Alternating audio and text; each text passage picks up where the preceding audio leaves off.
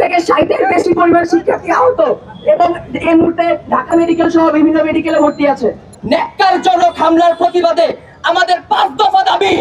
1. স্বরাষ্ট্র উপদেষ্টা জাহাঙ্গীর আলম চৌধুরীকে প্রকৌশল অধিকার আন্দোলনের শিক্ষার্থীদের উপর বর্বরিচিত এবং ন্যাক্কারজনক হামলার জন্য আন্দোলনকারীদের সামনে এসে উপস্থিত হয়ে উক্ত ঘটনার জন্য ক্ষমা চাইতে হবে এবং সেই সাথে জবাবদিহি করতে হবে। 2. প্রজ্ঞাপনের মাধ্যমে ইতিপূর্বে গঠিত কমিটিকে আমরা আমাদের প্রতিনিধিত্বের অনুপযুক্ত মনে করি। উক্ত কমিটিকে আমরা প্রত্যাখ্যান করলাম।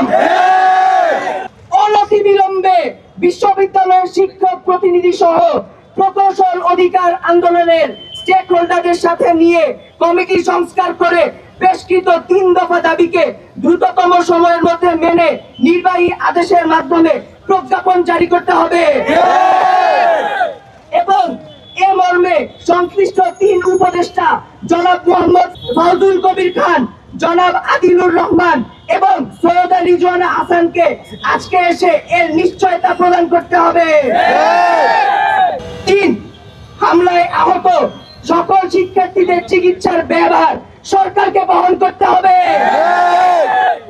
এবং উক্ত আন্দোলন চলাকালীন সময়ে সকল শিক্ষার্থীদের সুরক্ষা নিশ্চিত করতে হবে। পুলিশ দিয়ে এই যৌক্তিক আন্দোলনে আর কোন প্রকার হামলা করা যাবে না। 4. লোকন ভাইয়ের উপর হামলাকারীদের অনতিবিলম্বে গ্রেফতার করে আইনের আওতায় আনতে হবে এবং চাকরি থেকে বহিষ্কার করতে হবে। 5. যেসব পুলিশ এই ন্যাক্কারজনক হামলার সাথে জড়িত তাদের বহিষ্কার করতে হবে।